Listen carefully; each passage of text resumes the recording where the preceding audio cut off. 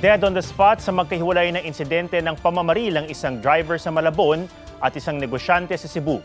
Yan ang mga spot report ni Mark Salazar. Dugo ang humandusay ang lalaking ito ng barilin pasado tanghali sa Pampano Street, Longos, Malabon. Blanco sa motibo sa krimen ang amo ng biktima. Personal driver niya ito at matagal na raw niyang kakilala.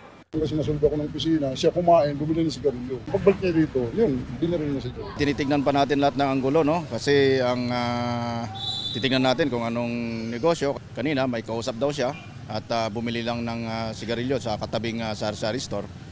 At habang may kausap sa telepono, ito nga nilalipitan ng dalawang lalaki na naka-jacket at bigla siyang binaril. Nasa soko na ang labi ng biktima para i-autopsy.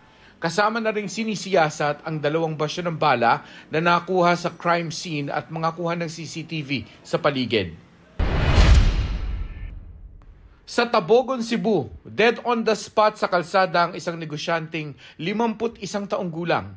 Binaril siya pagkagaling sa kanyang hardware. 3 ang sinasabing salarin.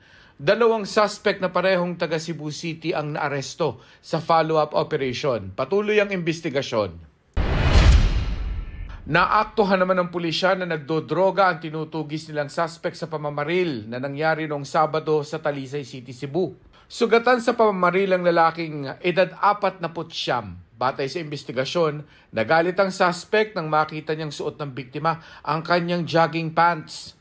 2 pang kasama ng suspect na nagdodroga ang arestado. Lahat mahaharap sa kaukulang reklamo.